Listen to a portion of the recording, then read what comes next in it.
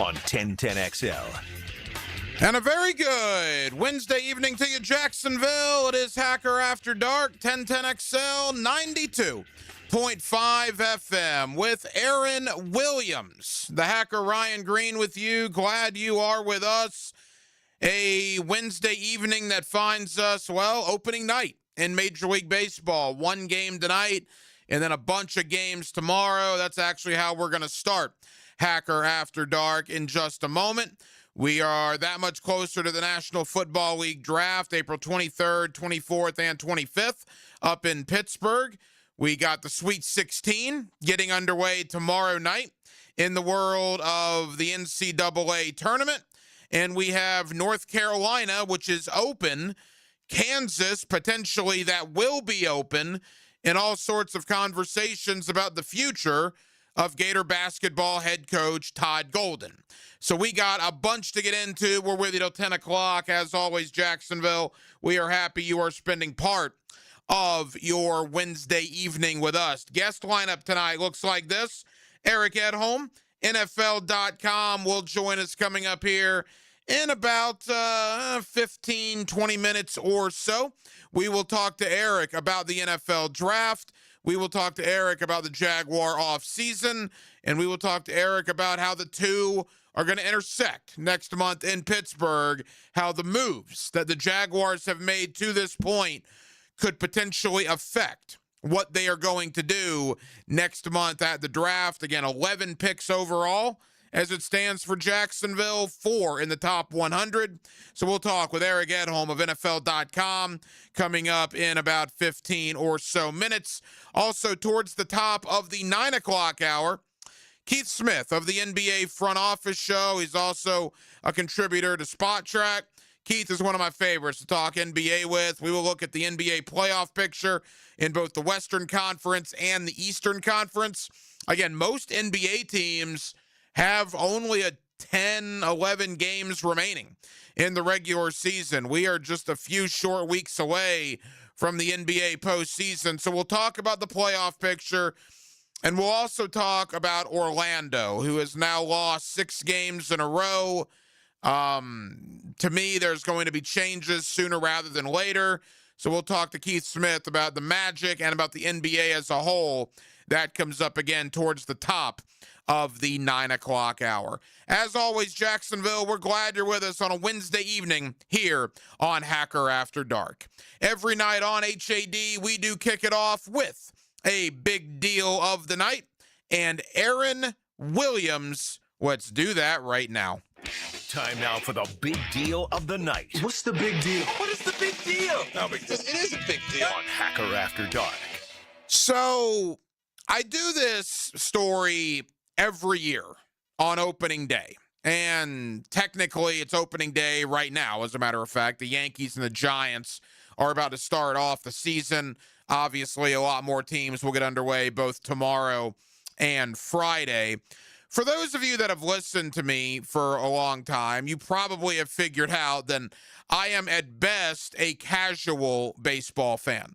I don't proclaim to be a diehard. If you're tuning in wanting to hear about the 3, 4, and 5 hitters of the Arizona Diamondbacks, I'm probably not the guy that you want to listen to. And that's come over time. There was a part of me when I was much younger where I was a diehard baseball fan. I mean, I could rattle off the 1991 Atlanta Braves like nobody's business with Terry Pendleton and Otis Nixon and Ron Gant and David Justice and Greg Olson and Rafael Belliard. And on the mound, you had the likes of Glavine, Maddox, Smoltz, Lee Brandt, Avery, Kent Merker, right? I mean, I was into it back in the early 90s when all the Braves games were on TBS. And the Cubs, even when the Cubs were on WGN every afternoon with Mark Grace and Ryan Sandberg and Andre Dawson and Harry Carey on the play-by-play. And the reason that I was so in to the Braves and the Cubs in particular was my grandfather. We called him Pops. And Pops lived in Lake Wales, Florida. And every summer, I would go down for 2 or 3 weeks and spend time with my grandma and pops in Lake Wales. And his love of baseball came from the fact that he lived for a long time in Cincinnati, back when they had the Big Red Machine, right? Back when they had, Pete Rose and Joe Morgan and all these guys. And so Pops loved baseball. He just loved it. And that was kind of a bonding moment for myself and my grandfather when I was, 6, 7, 8 years old, watching the Cincinnati Reds with him, watching at 2:20 every afternoon when WGN would come on with Harry Carey and the Chicago Cubs every afternoon, or every evening when the Atlanta Braves would come on TBS and we would saddle up and watch it together for those, summer weeks that I was down in Lake Wales with Pops. And Pops, as he got older and as I got older, I would go down during March to Lake Wales, and we would go to spring training. We would go to Lakeland and see Alan Trammell and the Detroit Tigers. Back before everybody seemingly moved to Arizona, we would go to Winter Haven and check out the Cleveland Indians, now Guardians at the time. And, of course, we would head to Plant City to check out Barry Larkin and the Cincinnati Reds during spring training. There was a place in Haines City called Baseball and Boardwalk. Some of you might remember it, where the Kansas City Royals had their spring training, which Haines City was just outside of Lake Wales. And then, of course, Dodgertown, before they moved out to Arizona in the spring, we'd go check out the Los Angeles Dodgers as well. So we did kind of a spring training tour.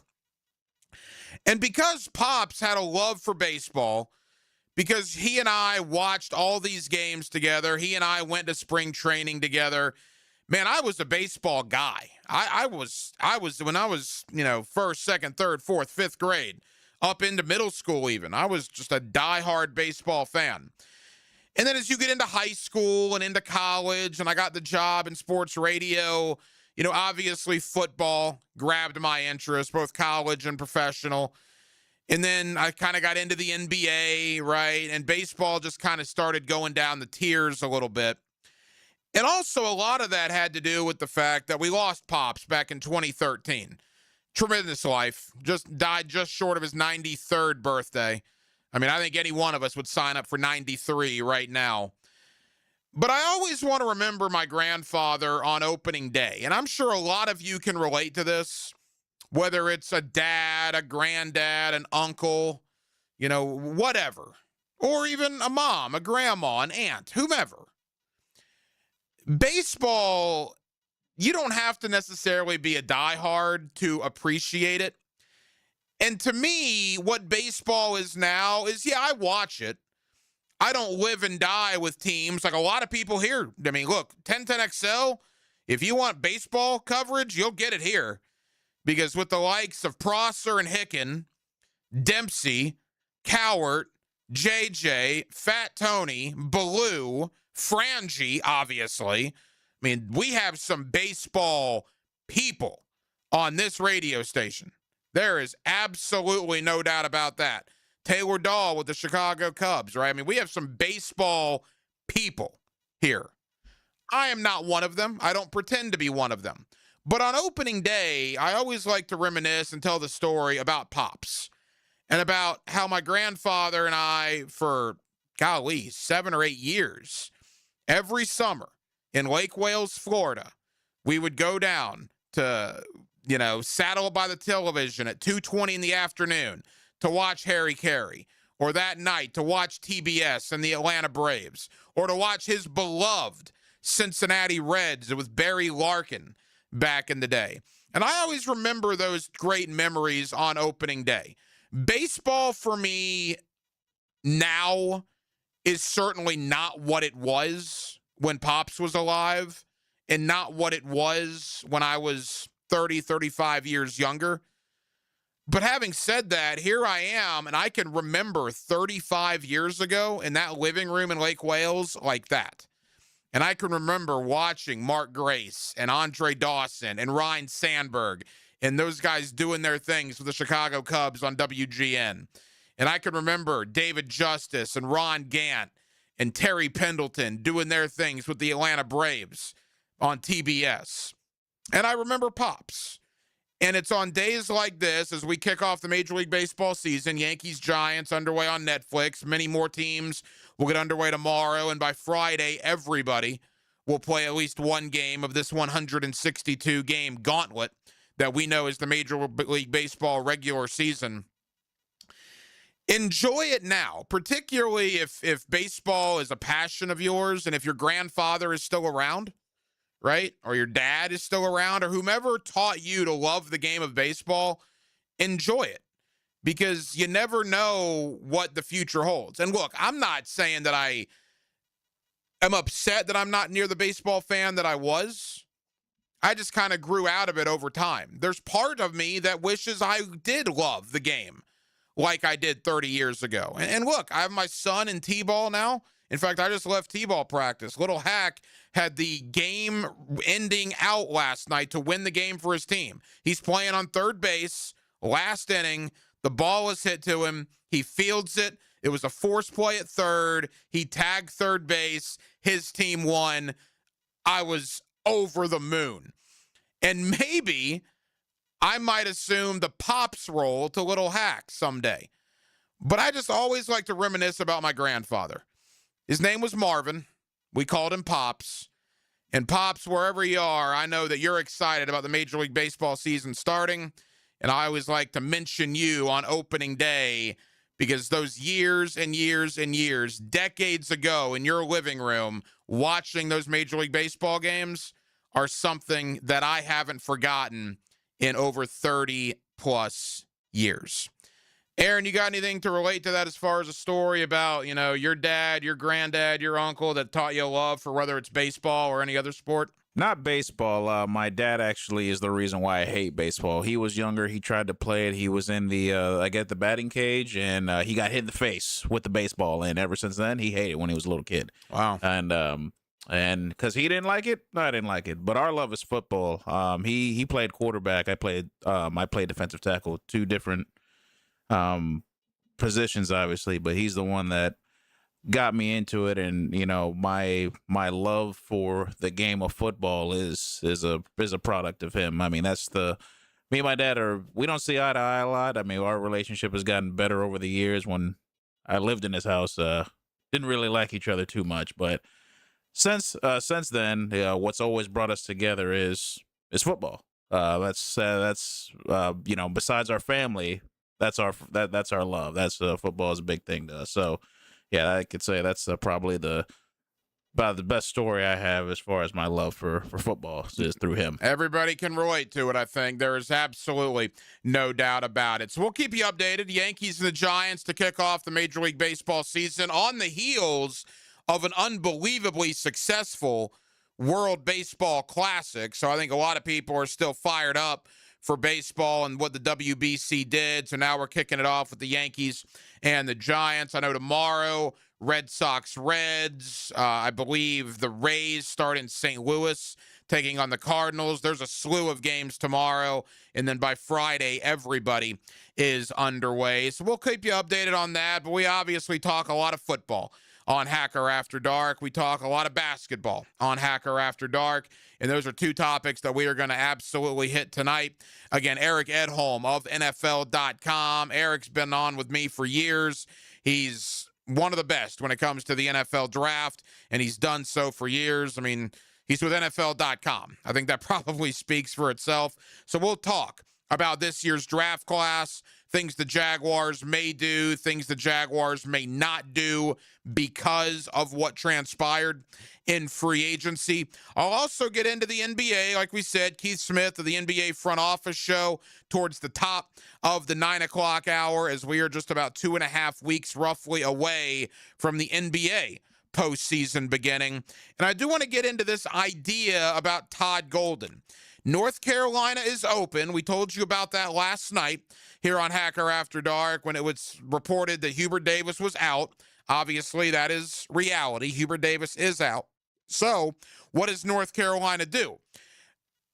Listening to a lot of people today, talking to a lot of people today, as I told you last night, I would still be very surprised if Todd Golden left Florida for North Carolina. I'm not even sure how high Golden is on their list. I'm sure he's on the list, but I do think that he might not be number 1 or number 2 or number 3.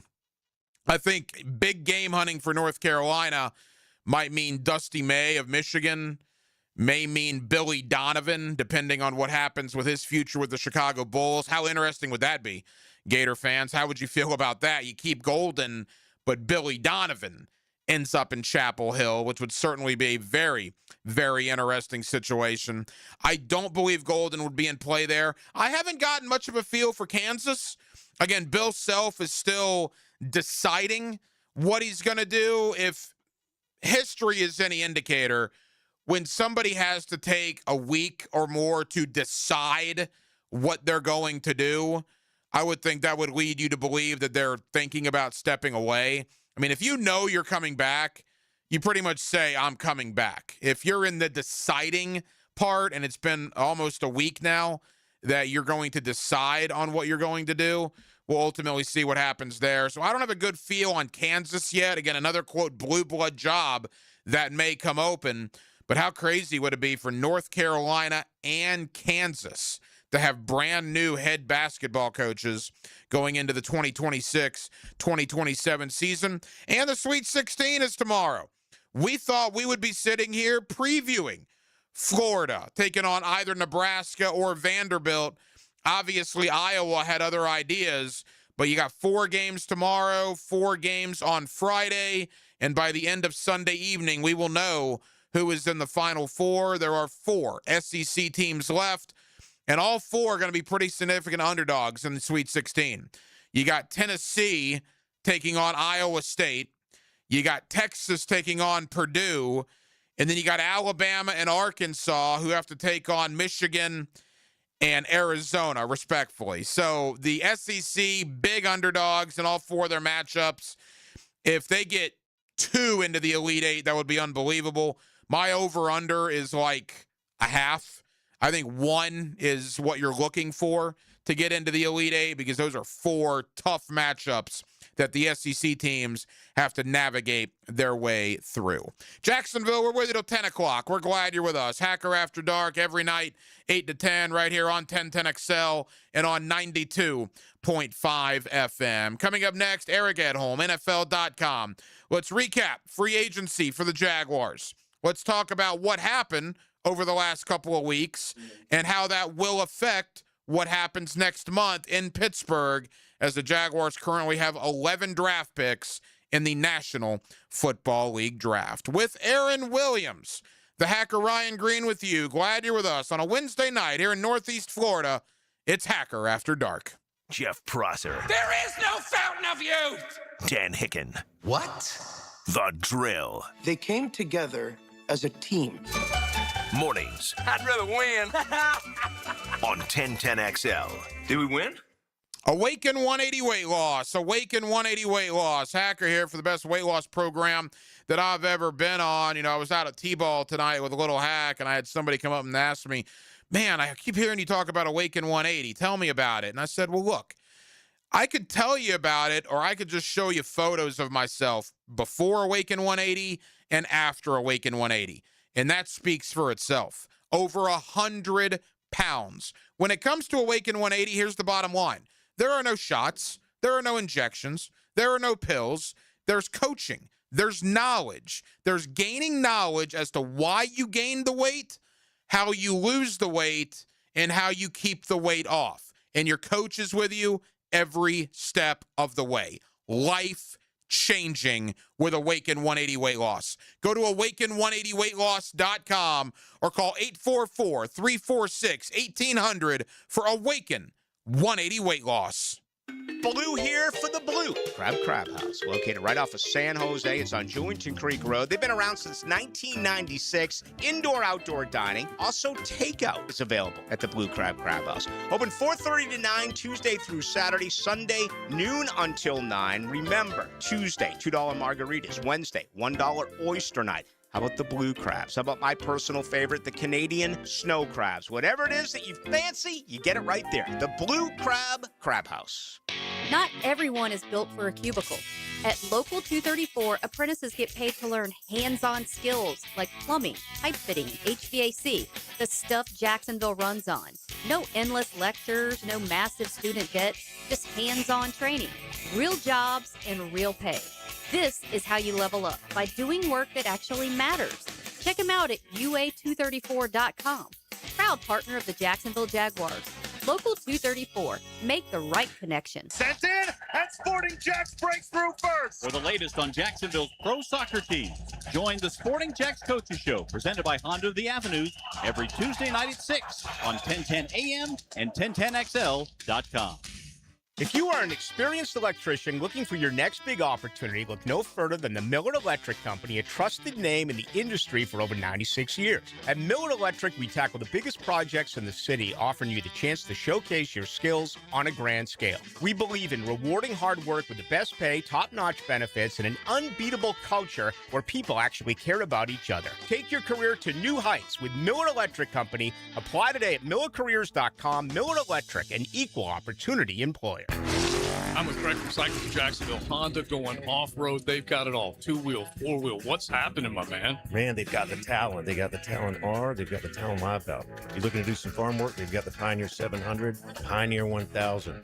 Legendary Honda reliability. Super fun. Dirt bikes, of course, always amazing. More podium finishes than any other company. Can't go wrong there. And families love it when they go off-road with Honda. Check them out. Cycles of Jacksonville on Atlantic near Regency.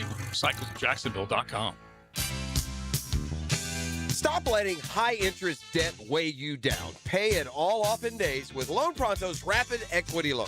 It's a completely hassle-free way to cash out your home equity with no appraisals, no paperwork, no waiting. Loan Pronto's Rapid Equity Loan uses AI-driven technology to get you approved for cash in as little as 1 day with a rate that's at a 3-year loan. One client got $100,000 approved in under 24 hours, wiped out all their credit cards, started a home improvement project, and cut their monthly expenses by $1,500. Call Loan Pronto now and see how much cash you can get. No hard credit pull up front. Imagine, this time next week, you could be credit card debt-free. Loan Pronto, A-rated by the BBB, with nearly 2,800 five-star Google reviews. Call 904-999-1508 or go to loanpronto.com. That's 999-1508 or loanpronto.com. Equal housing lender, NMLS 1661781 on approved credit, NMLS consumeraccess.org. And that concludes the Joe C. Jack of all trades show. Tune in next week where I'll be installing my own French drain. Joe, wake up, man. Hey, John, I must have dozed off. We finished those projects you started. Whoa, my seamless gutters are actually seamless. And they're connected into underground PVC drain lines. And my sprinklers. Wow, look at that coverage. Next time, just call me first, Joe. I will, but I ain't singing that song. Clearwater irrigation and drainage too. 1010XL, presented by Farah and Farah, exclusive injury law firm of the Jacksonville Jaguars. Still present, ready. Farah doesn't flinch. Here's another call on the 1010XL hotline, driven by Key Buick GMC, home of the lifetime powertrain warranty. FM in the city of Jacksonville, your home for the Jacksonville Jaguars, and we are glad you are with us. Boy, the NFL offseason, man, just moving right along. We're basically into the second, if not the third wave of NFL free agency. The NFL draft is less than a month away, and believe it or not, teams start going back to work, at least the teams with first-year head coaches, in about a week and a half's time. There's a lot to get into with that. Eric Edholm, NFL.com, does a terrific job covering the National Football League and the NFL Draft, and Eric's always kind enough to join us here on 1010XL. Eric, how we doing? Doing well. What's going on? Hey, man, we certainly appreciate the time. All right, you and I haven't spoke since the season ended, and obviously it's been an interesting offseason here in Jacksonville. Not a lot of arrivals in free agency, but certainly some departures. What's been your biggest takeaway of what the Jaguars have done over the last couple of months? Yeah, I mean, I think keeping some of their key guys like Monteric Brown was important. You know, obviously they made a big move at the trade deadline a year ago that you could fold into this offseason if you want. I mean, that's the benefit of doing it, you know, a move like that in October, November or whatever. So, you know, it it always felt like it was going to be one of these off seasons where, it wasn't going to be as dramatic as last year. I think they had to be patient, and ETN, I think a lot of people felt like was going to be moving on. Devin Lloyd, it wasn't shocking that they didn't retain those two guys. A couple other pieces. I think overall it's going to be fascinating to see how they use all those picks. I know no first rounder, but enough ammunition to get what you want if you want it. 11 picks in the draft, including 4 in the top 100. Eric, you mentioned the departure of ETN. The Jaguars do have Bashal Tutin, LaQuint Allen Jr., and Chris Rodriguez from the Commanders was brought in. He's a guy that averaged 4.5 yards a carry last year, had 500 yards and 6 touchdowns. Talking to people in Washington, they don't really understand why Cliff Kingsbury didn't give him the ball more last season. What's your take on Rodriguez, and is Rodriguez, Tutin, and Allen enough to offset the departure of Travis Etienne? Yeah, that's a good question. I think they could probably add one more. I don't know if it's the most pressing position, but I wouldn't be shocked by one more. Obviously, the two guys they drafted last year, Tutin and Allen, you figure are going to get opportunities. Certainly Tutin, given that he was the higher pick. Rodriguez was interesting coming out. He was such a hard-running guy in college, and powering through contact and gaining extra yards. I don't know if there was a lot of creativity. There was some fumbles at some point that kind of hurt his cause a little bit.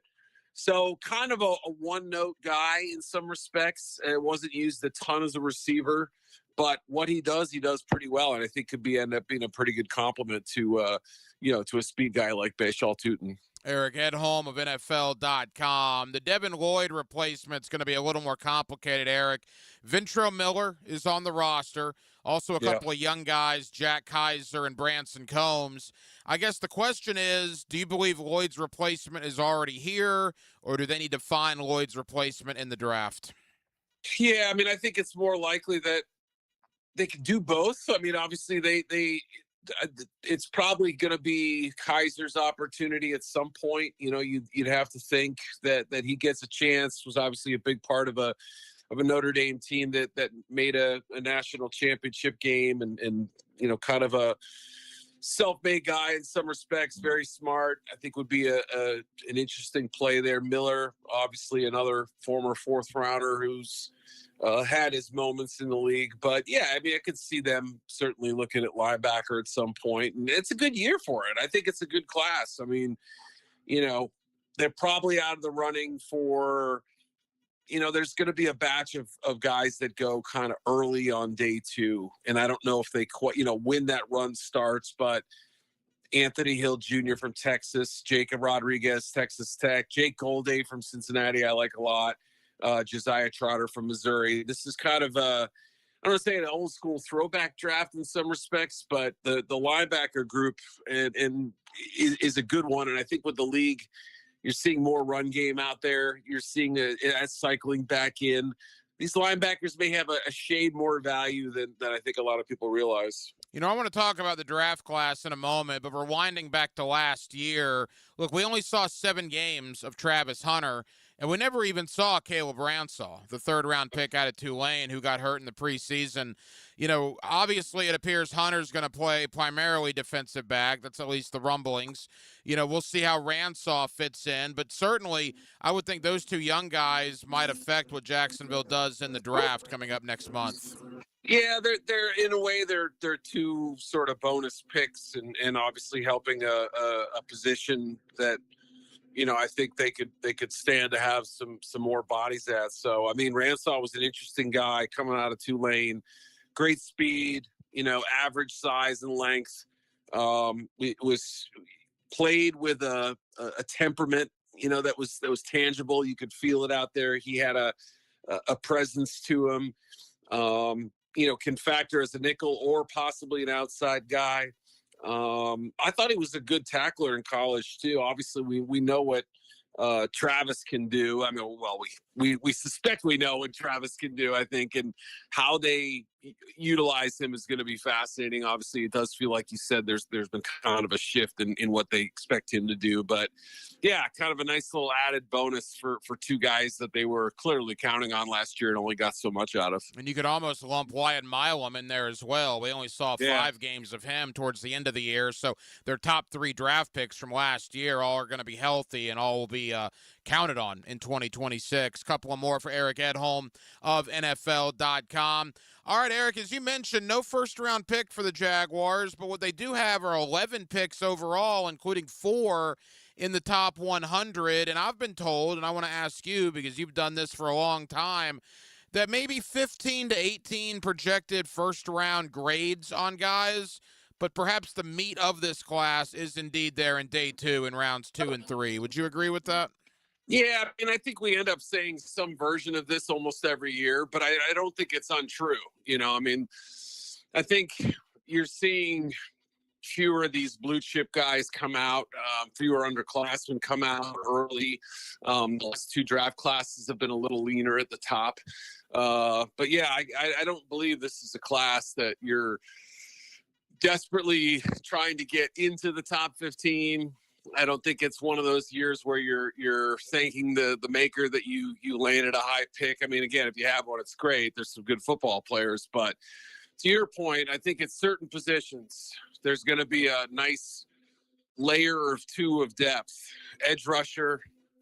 I don't know about offensive tackle, but certainly receiver. I think linebacker, safety even has some depth. Tight end. There's some thinner groups, obviously quarterback, running back, I don't think is terribly deep. I mentioned the O-line. I think there's a point where everything kind of expires. D-line, interior guys, a little leaner too, but certain positions I think are going to be real strong in that area. And I believe front 7 makes a lot of sense. I have a feeling that when their first pick comes around, whether they're sliding up a little bit or staying in the 50s, I think front 7, corner, maybe O-line, those are all pretty strong positions in this draft too. You mentioned front 7. Let me ask you about a couple of interior defensive linemen, 2 local guys first. I don't think Caleb Banks is going to be there at 56, but I was certain he wasn't going to be until that foot injury. And that's like the 3rd foot injury for Caleb Banks. Is that going to scare some teams away? I think it will. I mean, we don't have a ton of tape on him. He played a handful of games last year early and then, came back and played the 1 game against LSU and then came back. And, you give him points for getting back on the field. And, boy, I thought he really turned things around at the Senior Bowl, too, kind of a nondescript day 1. And then all of a sudden, day 2 and 3, you really felt his presence out there. It looked like somebody who could be a first-round pick. But as you pointed out, the foot injury news is what's most concerning is that, this thing hasn't really gone away. And, I mean, there have been scarier medical cases out there, but I think you have to be a little bit concerned. I mean, that's somebody who sometimes these injuries can drop you a full round. So if he was a late first rounder at some point at his best, maybe he's a late second rounder now. So you never know. Another local guy that people are all over the board. Some people really like him. Some people are really lukewarm on him is Darrell Jackson out of Florida State. What's your thought there? Yeah, boy, he is a big dude. I mean, it's pretty impressive to see him in person. He got the call up to Mobile and clearly a large human being with massive hands, great length, passes the eye test for sure. I would say technique wise, there's a little bit of cleanup to do, but when you're that big and you take up that much space and you move as well as he does for that size, even with some stiffness, there's something to work on there. I think, you'd like to see a little bit better production. But there's a starter kid in there to work with for sure. And so, the intrigue probably starts in the middle of day 2 and, he's one of those players that could go mid-second to early 4th. I think it's hard to really gauge his value, but D-tackle gets a little thin after a certain point. I like it at the top. I think it's okay in the middle, and I think after that it thins out quicker. I mean, the Jaguars didn't draft this guy, but I'm wondering if Darrell Jackson, and from a local standpoint, boy, the Mason Smith factor. Does there seem to be some Mason Smith involved with Darrell Jackson? They seem pretty compatible to me, and I think Darrell Jackson's going to be a guy that's going to be a home run, or dare I say a bust, kind of like Mason Smith appears to be. Yeah, hit or miss type of pick. I think there's I think both those guys you mentioned fall into that category, Banks too. And so, yeah, that's the one thing I think, D tackle we kind of think of as one of those maybe higher floor positions. Like, can they occupy space? Can they give you a little pushback, right? They're still useful, right? They may not be sacking the quarterback or dislodging the football, but we can find a use for them. But this year's D tackle class has a little bit more volatility to it. Even Lee Hunter, the big Texas Tech kid, had the alarmingly bad jumping drills, and everybody seems to have at least one wart to them, even if they have some fascinating potential. Final moments, Eric Edholm, NFL.com. Final D lineman question, then I want to look big picture. A lot of mock drafts this time of year, and look, I don't know if people are just all reading the same stuff, so they're just putting this guy in Jacksonville. But Grayson Halton, the D tackle out of Oklahoma, that seems to be a magnet for the Jaguars in either round 2 or round 3. What's your thought on him, and how does that work when he ends up on one mock draft to Jacksonville? Is that just like a copy effect at that point? Because I've seen him a lot to the Jaguars. Are you suggesting there's groupthink in sports writing? No way. Come on, man. I don't know what you're talking about. Yeah, it happens, right? Especially after Halton was such a workout star at the combine. I mean, he really opened eyes with his athleticism and what he did. I mean, a 4.8 40, 36-inch vertical, had a good broad. His quickness drills not so hot, but that kind of the moving straight forward and penetrating into the backfield, that's really what he does. I mean, that's what he's going to make his money in the NFL on. So if you want that kind of quick, slightly undersized 3 technique, he's not small but isn't big, you know what I mean? He's relying on speed and deception and things like that. Then he's your guy. I think he's going to be an interesting player. I probably had again, I didn't sit there and break down 8 games of him or anything, but the sense I got coming into the combine was like early day 3. So he's clearly helped himself with his workouts. I think he and Zane Durant, the other kid from Penn State, were probably the 2 inside penetrators that did the best work in terms of boosting their stock. Eric, as we wrap up, the Jaguars appear to be going heavy defense in the draft. That's at least the indication here. This is a good year for that, right? As you mentioned, linebacker, safety, potentially edge. There's a lot of depth in those places. I think so. Yeah. I mean, there isn't a defensive position this year that I have major questions with. I think edge is probably the strongest. I like the linebacker group a lot. I think there are going to be 6 or 7 who end up being very, very good. I mean, at least above average, good to very good starters. And then another, 8 or 10 that end up sticking as solid starters or very good reserves or something like that. So safety, 3 at the top, another 3 to 5 that I think could end up in the top 100. Cornerback, maybe a little top heavy, but there's more depth than last year, if I recall. I'd have to double check, but it feels like there are options on day 2 for Jacksonville and other teams. So, it really all 3 levels, I think, have some kind of hallmark on the defensive side. Teams like Jacksonville with that idea, Cincinnati, Dallas. I'm not saying they're all bad at defense. I'm just saying those are the teams that are coming in with a defense-first mentality. They're going to be pretty happy with the returns, I suspect. Eric Edholm, NFL.com. Eric, 60 seconds, final question. James Gladstone, about 2 weeks ago, made some news about the whole idea of compensatory picks when losing Devin Lloyd and Travis Etienne. Now, he learned from Les Snead in L.A., and the Rams have been living off of comp picks for a long time. I don't know if it rubbed people the wrong way, but it got people's attention to be so fired up about acquiring comp picks after losing guys like Etienne and Devin Lloyd. What's your thought on Gladstone's philosophy? Because the Jaguars do have 21 now draft picks over the next 2 drafts. Yeah, no, I mean, I think it's smart, right? Look at how Eric DeCosta and before him, Ozzie Newsome, did things in Baltimore. I mean, there was a point at which they reached 100 career supplementary or, compensatory pick, before the next team had something like 75, so they were always ahead of the curve on that. Like you said, the Rams have kind of adopted that philosophy. And now obviously the Lions and Jaguars, two teams with, kind of Ram acolytes, if you will, are carrying that forward. It makes sense. I mean, if you're not going to re-sign a free agent in a year's time, and or in that, ahead of time you're going to do it, you kind of factor that into your equation a little bit, and you are maybe more willing to take a risk with trading other picks, knowing you're going to let those guys go and you're going to have them on the back end. So either trade them or factor in the 1 year wait, and you're going to get your picks as long as you meet the criteria for net losses in free agency. So look, I think there's a reason the system is in there.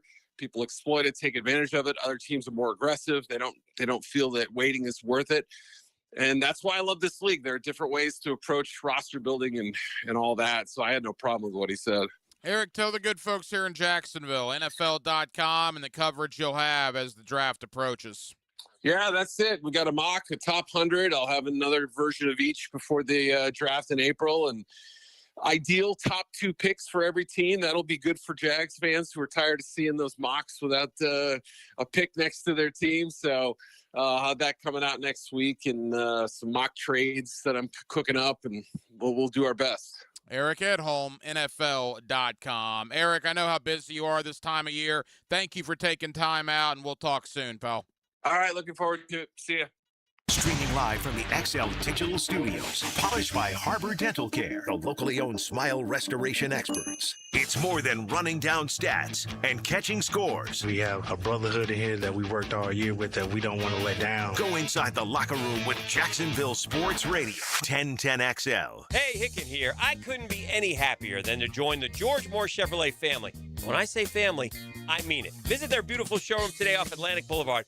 Find out exactly what I'm talking about. No pressure, just friendly help. And whether you want a car, a truck, SUV, electric, pre-owned, you name it, George Moore Chevrolet has it. And if you can't make it over to Atlantic Boulevard, no problem. MooreChevy.com is easy to navigate as any site you will try. It's never been more easy to use.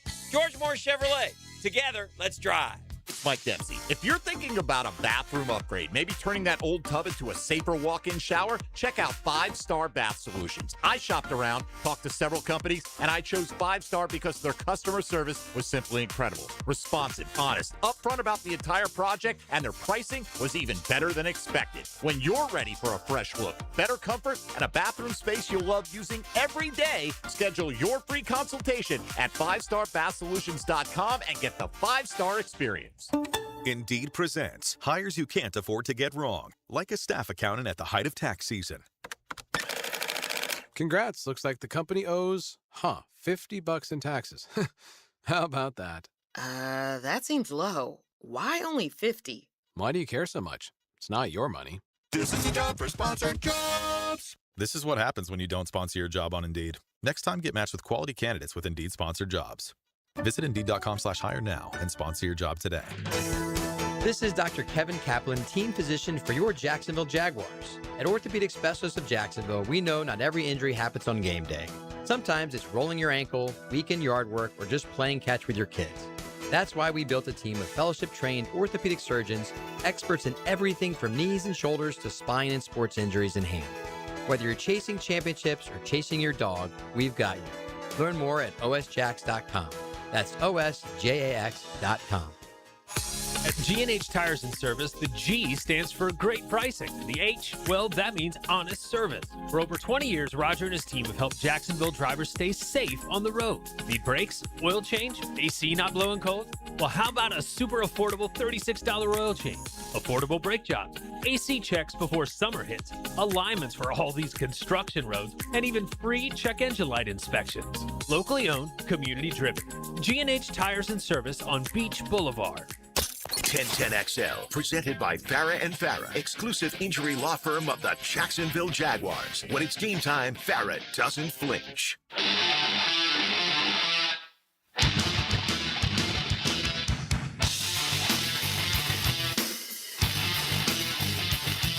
Hacker, After Dark, on 1010XL. Yes, it is. Till 10 o'clock. Glad you're with us. Hacker After Dark, 1010XL, 92.5 FM. You know, we're basically, I won't say done with free agency because you're never really done with free agency. But there's no doubt they call it the first big wave, right? And then there's a second wave. And I think we're probably done with those two. We're probably into the third wave now. Like you saw Brian Robinson, the former running back of the Commanders, and the 49ers signed with the Falcons. I saw a report that Najee Harris, formerly of Pittsburgh, who spent time with Seattle last year before blowing out his knee, he's starting to look, for some visits as the knee gets healthy. Those are the type of guys. In fact, there are some Jaguars, right?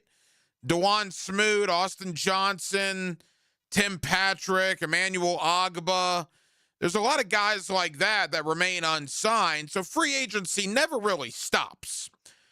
But clearly, a lot of the hay is in the barn with the big deals in free agency. And ESPN.com earlier today ranked 1 to 32 how teams did in NFL free agency, and their criteria was this. They based it on the value they got for the money they spent, the flexibility of their roster approaching the draft, the contract details that provide them leverage.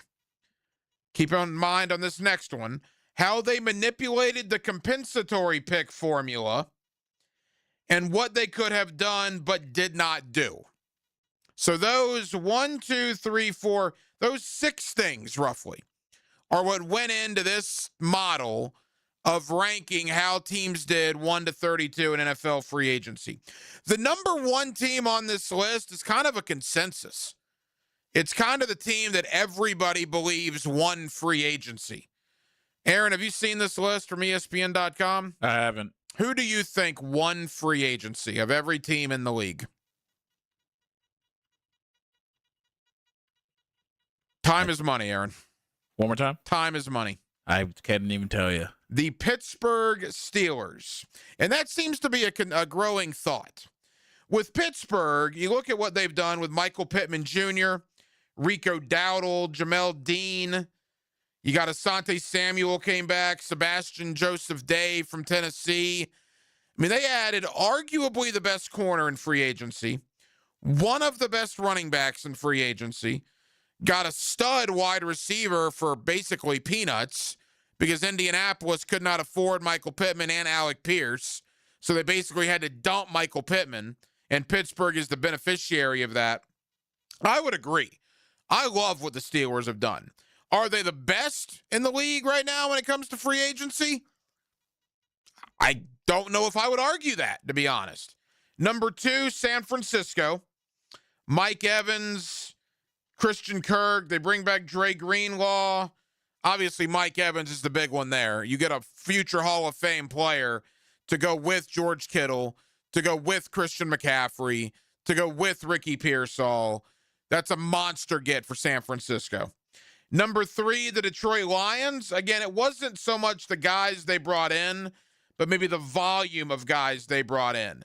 Cade Mays, DJ Wanham, Isaiah Pacheco, Rock Ya-Sin, Roger McCreary, Juice Scruggs. They brought in a lot of guys. A lot of guys that are going to make their roster and help them. All right, for New Orleans, that's Travis Etienne, obviously. David Edwards, also the offensive lineman, and Noah Fant. People love what the Saints did. I love what Denver did. Now, this includes trades, too. So bringing in Jalen Waddle was huge for the Denver Broncos. Aside from that, they just basically re-signed their own guys. J.K. Dobbins, Alex Singleton, Adam Troutman, guys of that sort. But bringing in Waddle was huge. So those are your top 5, according to ESPN.com. That's surprising. Well, what surprises you about it? I'm surprised that the Las Vegas Raiders are not on that list. The Las Vegas Raiders, let me see where they are. They're number 7. Number 6 is New England. Wow. New England brings in Vera Tucker from New York, Romeo Doubs, Reggie Gilliam, Draymond Jones, Kevin Byard. Here's my thought on the Raiders. They brought in a lot of guys, right? A lot of good guys. Yeah, I guess. I mean, Nakobe Dean, Philadelphia doesn't seem all that gung-ho on bringing him back. Why is that? I don't think they have the money to bring them back. Quay Walker did not play as well this past year as he did when Campanile was there. I'll agree they brought in names. The Las Vegas Raiders absolutely brought in names. Lindenbaum is a name. But keep in mind, this doesn't just talk about names. It talks about money. They gave Tyler Lindenbaum $27 million per year. $27 million. It's a 3-year, $81 million deal. I mean, that is crazy money. Now, maybe it works out. Maybe it works out. You got a rookie quarterback, probably Fernando Mendoza. You got an established center. But good grief, man. That's a ton of change for a center. Quay Walker, good player. Nakobe Dean, all right. Jalen Naylor is a guy. Eric Stokes, Kwity Paye. And then the Max Crosby one's what's interesting because Max Crosby's still on the team. Look, ESPN's not poo-pooing what the Raiders did. They have him in the top 7. But the Raiders needed a lot of work. And I still think they need a lot of work. Like Tennessee brought in a lot of guys. Tennessee brought in arguably the best slot corner in free agency in Alontae Taylor. Arguably, outside of Mike Evans, if you want to talk about the most productive wide receiver over the last 2 years of switch teams, it's Wan'Dale Robinson. I mean, Wan'Dale Robinson was a 90-catch guy in New York this past year for well over 1,000 yards. Just because of the volume you bring in doesn't necessarily mean it's good value or it's going to turn your team around. So anyway, I get down to number 9. And again, there are 32 teams in the NFL, right? The last time I checked, 32. So number 9's pretty good. Ben Solak of ESPN.com has the Jacksonville Jaguars as the 9th best offseason. Losing Etienne, losing Devin Lloyd, other departures like Dewey Wingard, Greg Newsome, right? Dami Brown, although I don't really count that one. The only addition is Chris Rodriguez. They also do count the re-signing of Monteric Brown and the re-signing of Dennis Gardeck. Let me tell you what ESPN.com says. Quote, I loved the compensatory pick approach. Those 3 players above are the only ones the Jaguars signed up in this free agent period. Brown and Gardeck are internal retentions, which doesn't count against the comp pick formula. Rodriguez's deal is so small that it doesn't count against the Jaguars.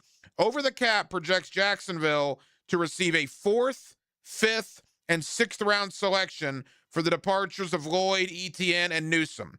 Don't be surprised if GM James Gladstone is active at next year's trade deadline in anticipation of the picks the Jaguars will receive. What I didn't love, there's little to complain about when the whole point of the period is to do nothing. The team clearly needs pass rush help and doesn't have an obvious in-house heir to Devin Lloyd. But I'd expect the Jags to continue watching the releases and trade ops to fill those spots before September. They'll slide lower if that doesn't come to fruition, but I'm ranking on faith here. I can't disagree with really anything he said in that article.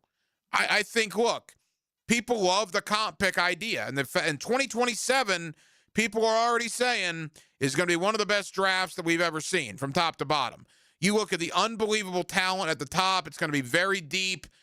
The Jaguars already have 10 picks. Now, you got to replace Devin Lloyd.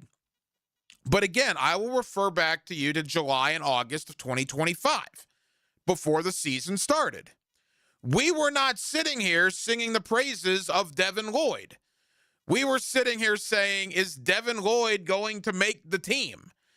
Is he going to be Ventrell Miller's backup, or are they going to cut him? Now, things have a way of changing, and obviously Devin Lloyd changed the narrative pretty quick once training camp and the preseason and obviously the regular season got here. But Devin Lloyd is not a guy that a year ago now, when we were getting ready for the 2025 draft, if you were to list the top 10, 15, 20 players on the Jaguar roster, I don't know how many of you would have had Devin Lloyd in the top 20. His play in 2025, yeah, he was really, really good. But the Jaguars need to hope that either Ventrell Miller or Jack Kaiser or Branson Combs or whomever they draft next month maybe won't fill Devin Lloyd's shoes but maybe in a year or two can get to that Devin Lloyd tier. Interesting to see what happens. With ETN, look, that's a loss. I got to tell you, man, the more I think about the Chris Rodriguez signing to go with Bashal Tootin and go with LaQuint Allen Jr., I'm not as concerned about that one. Devin Lloyd's loss concerns me more on how to fill that than ETN does. I think it's going to be a running back by committee approach. You're not going to have one guy getting 65 or 70% of the carries like ETN got a year ago. I think between Tootin and Rodriguez and LaQuint Allen Jr., those guys, the three of them, had 1,100 yards combined last year from scrimmage. ETN had 1,400 yards from scrimmage. Those guys also didn't have near the opportunities that ETN did. I think you're going to be okay there. They just have to find a replacement for Devin Lloyd. And in that situation, you got to put your trust in James Gladstone. You got to put your trust in Liam Cohen. And you got to put your trust in defensive coordinator Anthony Campanile. More Jaguar talk coming up in the 9 o'clock hour. We will also shift gears to a little NBA talk as well. The NBA playoffs, 2.5 weeks away. We are on the doorstep of the NBA postseason. We'll get into it next right here on Hacker After Dark. Jaguars and Gators, pro, college, and high school sports. Wow! Get the most play-by-play on 1010XL, Jacksonville's play-by-play sports radio. Save big and head to Ronnie's Repair on Sunbeam Road, your local sales and servicing Toro dealer, for their spring sales event this week. Ronnie's offers the full line of residential and commercial Toro zero-turn, stand-on, and walk-behind mowers in gas and battery options. Get groundbreaking savings on Toro Time Cutter, Titan, and Z-Master zero-turns, Grandstand multi-force stand-ons, and walk-behind mowers. Take advantage of the Toro 0% financing or Toro rebate on select mowers. Stop in this Wednesday through Friday to check out great deals and amazing finance offers. Ronnie's has everything you need to make your lawn look the best in the neighborhood. For more details on spring sales event deals, visit your local Toro dealer. Ronnie's Repair on Sunbeam Road. Browse the entire Toro line at ronniesrepairshop.net. All handhelds and accessories will be 10% off during the spring sales event. Bueller, stay cooler with Bueller. Hey, pal. Stand back, Jason. I'm gonna Sneeze? Yeah, I saw that coming. It's all this spring pollen, Jason. It's outside and it's inside my house, and I just can't stop. I can't stop. Sneezing? Okay, let me help you with that. How can you help? At Bueller Air and Plumbing, we can improve your indoor air quality with air purifiers, UV lights, and filtration systems. Every new system we install includes high-efficiency 4-inch filters that work better and last longer, even if you forget to change them. Wow, that's amazing. It's amazing. Life can get pretty dusty sometimes. If you spend all day, you could miss it. Stay cooler with Bueller. Visit BuellerAir.com. He's our big hitter. I'm Jaguars Today's middle linebacker, Tom McManus. He tackles Jags talk from a middle linebacker's point of view. Fridays on 1010XL. Protected by Renewal by Anderson Custom Windows and Doors. Proud partner of the Jacksonville Jaguars. 1010XL. Presented by Farah and Farah. Exclusive injury law firm of the Jacksonville Jaguars. Focused, fueled, fearless, Farah.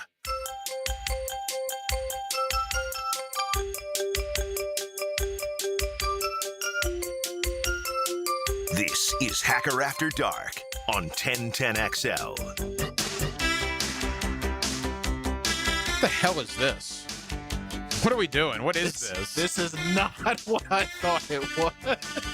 I mean, don't get me wrong. It's lovely. I'm just curious what it is. Men without hats. Okay, great. Wonderful. Feel free, I don't know, Van Halen, Aerosmith, Pearl Jam, Stone Temple Pilots, or if we want to get a little crazy, Tracy Lawrence, Travis Tritt, Brooks and Dunn, Vince Gill, any of those would apply. All right. If we want to just go out on a limb there. 10-4. All right. NBA playoffs, 2 weeks away, 2.5 weeks away. I don't really want to spend a lot of time on the Orlando Magic because we're going to talk about them with Keith Smith of the NBA Front Office Show coming up in a moment. I'll just say this. For really Orlando and Miami, too, both NBA teams in the state of Florida, it is going to be a very short postseason. Miami, after Adebayo's 83-point game, they have been awful. And Orlando, in the last 6 games, cannot buy a win to save their life. And also cannot have guys that are healthy on the court. You know, I almost hate to say injury prone or the guys, you know, they just... Jalen Suggs and Franz Wagner just can't stay on the court, man. I mean, I don't know how else you say it. The fact that Paolo Banchero, Franz Wagner, and Jalen Suggs in the last 2 years have started a combined 14% of the Orlando Magic basketball games is a downright travesty. To not actually see what they could be when they're healthy, but Jalen Suggs cannot stay healthy, and Franz Wagner cannot stay healthy. Poor Banchero's doing all he can. I mean, he's scoring 30, 35 a night. He just has nobody to help him other than Desmond Bane. Orlando's lost 6 games in a row, and limping to the finish line would be an understatement. Jamal Mosley's going to get fired. I mean, it is what it is. I hate to see anybody get fired, but you can't in year 5 have this nonsense going on over and over and over. Miami surprises me because they're good, and they can be really good at times, but they have just been awful in the last couple of weeks. And when you look at the Eastern Conference, you know, you got 4 really good teams. You got Detroit, you got Boston, you got New York, and you got Cleveland. Those are the 4 really good teams. And then you got Toronto, right? You got Atlanta. You got Charlotte, Orlando, Miami, Philadelphia. I don't think any of those teams are going to factor. I would be stunned if the Eastern semis were not some combination of Detroit, Boston, Cleveland, and New York. And as far as out west, I don't know how anybody's going to beat Oklahoma City in a best of 7. They are ridiculous. The defending world champions, Shai Gilgeous-Alexander, is just a freak. I mean, San Antonio's really good. The Lakers have been playing well. Denver's playing well. And if it was a 1-game, you know, win or go home scenario, then maybe it might be different. But I don't know how you're going to beat Oklahoma City 4 times in the span of 7 games. So we'll talk a little NBA. We'll talk playoffs. We'll talk Orlando Magic and the Orlando Magic coaching search. That looks like it's more of a when it's going to happen, not an if it's going to happen. Mike Malone, former world champion of the Denver Nuggets. Tom Thibodeau. Todd Golden. Who knows? Golden may not go to North Carolina or Kansas. Will the NBA already come calling for Todd Golden?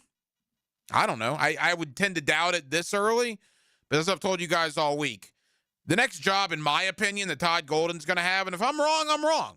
Wouldn't be the first time, won't be the last. But if you're asking me, the next time Todd Golden is coaching somebody that's not the Florida Gators, I'm going to tell you it's in a few years in the NBA. I don't believe he goes to North Carolina. I don't believe he goes to Kansas. I do believe that at some point, probably in the next 5 or 6 years, he will be in the National Basketball Association. Let's talk about all of it with Keith Smith of the NBA Front Office Show. He joins us next. It is a Wednesday night in the city of Jacksonville, and we're glad you're with us. Hacker After Dark rolls on till 10 o'clock right here on 1010XL and on 92.5 FM. Friends, fun, and the best sports talk in town. Well, come on. What do you say? Are you in? 1010XL. Talk about a great time. Duval's Good Timin' Sports Talk Radio. Rick Ballou for Coy Dental. That's right, Carlson Dental is now Coy Dental. Dr. Lee has been practicing there for 9 years, has purchased the company. The Coy Dental team still has the same great dentists and staff. And remember, if you get nervous visiting a dentist, don't. There's never a problem at Coy Dental, with light sedation for cleaning and deep sedation for all your restorative needs. Coy Dental, located in Bartram Park. Checkmate. I'm Brendan Cecilia, founder of Checkmate Coatings. And I'm Chester, Checkmate's mascot and brand ambassador. Why do you even talk in these ads? People see me on the trucks, Brendan, so they expect to hear from me as well. But I have over a decade's experience personally installing high-quality polymer floors right here in Jacksonville. Well, I'm a professional mascot, riding around on the side of your trucks, smiling at passers-by. Then could you at least tell people about our two-stage polymer application process? Give your garage the finishing touch with a gorgeous floor that's guaranteed to last? A bit busy posing for selfies, I'm afraid. Years of experience? Check. Adorable mascot? Check. The team you need to make your garage gorgeous? Checkmate! Transforming your floors, making them great. Checkmate. Visit checkmatecoatings.com. That's checkmatecoatings.com. David Garrard here, and once again, I'm reporting good news about how good my knees are doing following PRP treatment at Southeast Orthopedic Specialists. For an old quarterback like me, my knees are in great shape. You don't have to be a celebrity or a professional athlete to appreciate the everyday personal attention you'll receive at Southeast Orthopedic Specialists. For any orthopedic need, call on the pros at SOS. Southeast Orthopedic Specialists. Home of the Jaguars. WJXL AM Jacksonville Beach. WJXL FM Jacksonville Beach. 1010XL, presented by Farah and Farah, exclusive injury law firm of the Jacksonville Jaguars. Still present, ready. Farah doesn't flinch.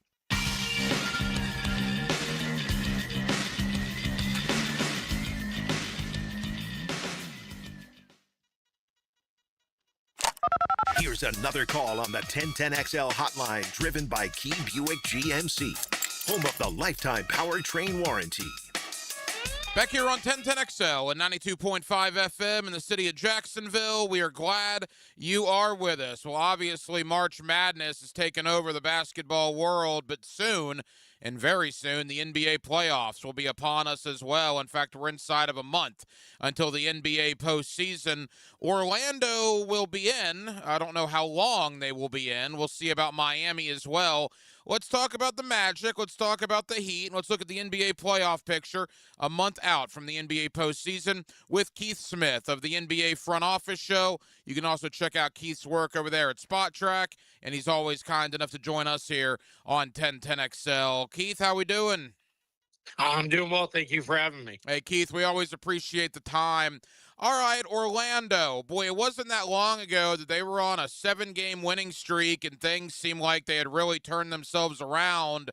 And then, bam. I mean, just heartbreaking loss after heartbreaking loss. They're now, only 5 games over 500. I think they're the 8th seed in the Eastern Conference. Keith, what has gone wrong with the Magic over the last week and a half? Yeah, it's no one thing. It's a collection of things. One, health issues are still there. Franz Wagner still not back. Anthony Black has been out. He has become a very, very important player for the Magic this season. And then you have, guys like Jonathan Isaac out. He hasn't played a ton, but him being out. And then I think teams now, we're to the point where I can't imagine they haven't played anybody yet for the first time. And if they have, it's probably one team. So everybody's seen you at least once, probably the conference teams 2 or 3 times. And I think they run, really unimaginative offense. There's just not a lot to it. And I think they're very easy to scout and figure out, and they have to execute at an extremely high level in order to, get offense. And they don't do anything to create easier offense. They don't really run. They don't, get out on the break and anything like that. It's a lot of, half court slog. And when the defense isn't quite at the elite level that it was at a year ago, the offense struggles look even worse, and that all adds up to a team that is, playing, above 500 but down in the play-in tournament. Keith, there's no doubt the injuries have been ridiculous. I saw a stat that if you go back to the beginning of last season, 14%, 14% of the time is all that Suggs, Franz, and Paolo have been starting games together. I mean, one of them, two of them are always out with injuries. It's absolutely incredible. So there is some merit to that as an excuse. Having said that, it feels like when, not if, something's going to happen with head coach Jamal Mosley, correct? Yeah, it's unfortunate, and those who know me know I don't call for head coach firings. I don't call for anybody to be fired. But eventually, at some point, the team reaches they start looking around. They reach the point where it is, all right, we have to make changes. And the old saying is, can't fire the players, so you fire the coach. And I think what we're going to see the Magic do first is, before they make major roster changes, and by major changes, I mean Paulo, Franz, Suggs, Bain, moving on from one of those guys. You move on from one of the bench guys or one of the lower down guys. Yeah, that's going to happen, but that's just every year thing. But before you break up your kind of core group, they're going to get a different coach in here and see if that coach can unlock these players and kind of push them forward. But yeah, I mean, we're in a spot where something has to give, and we saw last year, right around this time and even a little later, once we get into April, we saw coaching changes made. The Denver Nuggets fired Michael Malone and went with David Adelman, and the Memphis Grizzlies fired Taylor Jenkins and went with Thomas Isolo. And now what's interesting is, teams are no longer, well, we got to ride it out the whole season. I'm not saying the Magic are going to make a move here in the next couple of weeks before we get into the NBA postseason, but it also wouldn't shock me either if they went in that direction, because I think teams are now, no, hey, it's better to make the move now and see if we can spark something, and then see, does whoever's promoted into the coach role, do they have a little juice and figure it out, or we just kind of plug along with this. But I think by the time we get to the offseason, we will see a change. You can check out Keith Smith at the NBA Front Office Show. His work is also at Spot Track, and we'll tell you all about both of those coming up here on 1010XL. Keith, you mentioned two guys right there, Taylor Jenkins, formerly of Memphis. Obviously, Mike Malone, formerly of Denver. He's got a world championship ring on his finger. If you lump in Tom Thibodeau as well, those are three pretty respected, good NBA coaches that are just sitting there. I mean, if Orlando were to make a change, you would have to think one of those three guys would be the next head coach, correct? Yeah, maybe. I don't know that I would necessarily go there. I don't know what interest those guys have in coaching in Orlando. Specifically, Tibbs and Malone have done it for a very long time. Not entirely sure that they're looking to jump back in in a place, and then so I'm not sure that that's going to be how that goes. So I think we may see this turn into them kind of looking at all right, how are we going to get this together, in a sense of how do I frame this? We look at an interim head coach initially, and then, maybe they've got somebody else in mind. Maybe there's somebody else. I would like to see them go the experienced route with Thibodeau or with Malone, because I think that is more important for the Magic where they are. Even Jenkins would be a good choice as well, because this Magic team is no longer up and coming. They're not that they're, at the end of their lifespan as a group, they're not even close, but this team is here now. They're ready to compete. They're ready to take the next step from being just a playoff team into an actual contender. And I'd like to see the team hire an experienced head coach who's been there, done that, and can lift them to that next level. When you look at the Eastern Conference, boy, it's really interesting. There's basically two tiers. You got, I'd say, the first five, and then 6 through 10 is fascinating. Let's begin with the top five. Detroit, but obviously the Cade Cunningham situation has put them in peril, and Boston has done a masterful job. Now getting Jason Tatum back is incredible. And Cleveland with James Harden looks pretty good. I mean, how would you assess the top 4 or 5 teams there in the East?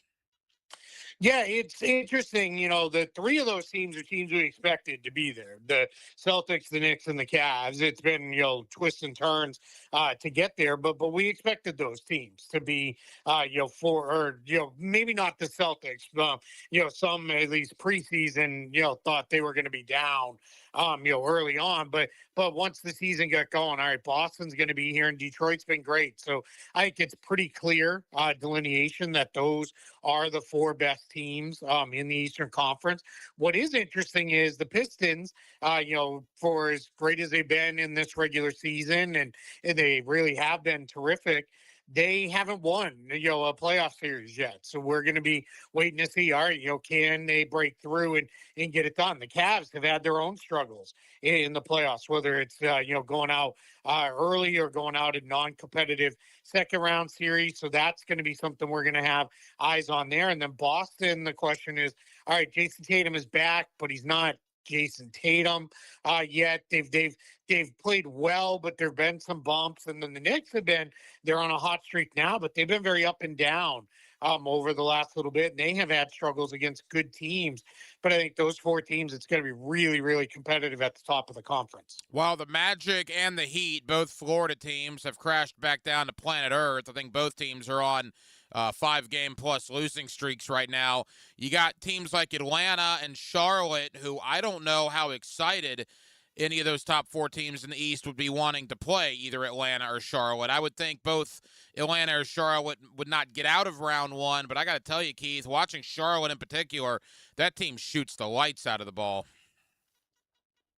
Yeah, they absolutely do. Charlotte, what's really interesting with them, and it's going to be interesting to see in the in a playoff scenario with the Hornets, is can they get it done night in, night out? In the play-in tournament, they're going to be terrifying to play, because if you have an off night, especially which we've seen the play-in teams as they stand right now, Philly's had plenty of off nights. Orlando can have off shooting nights regularly. Miami has regularly off shooting nights, and the Hornets, they don't have that many, so they could blow right past you. And next thing you know, your season's over, because you're in this single game environment, single game elimination environment in the play-in tournament. I think where the Hornets could struggle in a playoff series is in playoffs.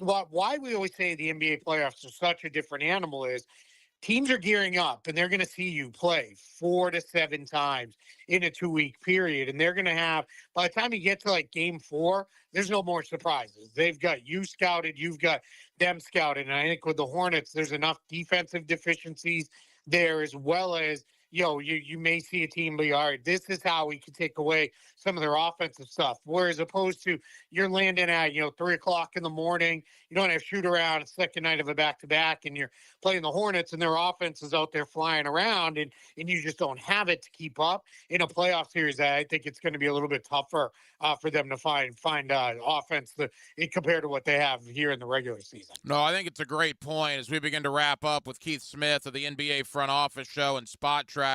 Final thought on the East, and then I want to end out West. Atlanta, I thought they were having a fire sale when they got rid of Trae Young and Porzingis, and all they've done since then is be one of the hottest teams in the league. Could Atlanta give anybody trouble in round number 1? They could, and mostly I'm going to give that nod to Jalen Johnson. Is that good? Like, he is a full-blown star in the league. They also have Dyson Daniels is a great defender. Nickeil Alexander-Walker has given them great play on both ends of the floor. CJ McCollum's just another veteran that fits in well. Now that Quinn Snyder has his team mostly healthy, he's able to really get deep into his playbook. They're another team, I think, once you get into a playoff series, going to be a little bit harder for them, because I think teams will see them and be like, all right, this is what they do. This is what they run. But I think, the Hawks they're on their way. They're probably a year away from being, a team that makes real noise in the playoffs. But that as long as things keep going the way they're going, no more than a year away. Keith, as we end out West, I saw Oklahoma City and Orlando about a week ago. Shai Gilgeous-Alexander is just ridiculous, man. I mean, that guy is incredible. Obviously, Oklahoma City has got the best record in the league. They've struggled with San Antonio. Certainly that would be interesting if that were a 7-game series at some point. Denver, if they can ever get healthy. The Lakers are playing better. I mean, there's competition out West, but isn't it just going to be so hard for somebody to beat OKC 4 times in a 7-game series? Yeah, it's interesting. At the beginning of the year, if you'd asked me to take OKC or the field in the, who's going to win the championship, I would have picked OKC.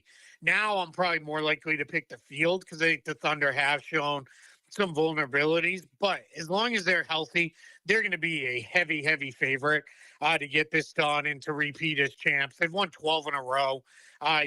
They're absolutely rolling through teams out west.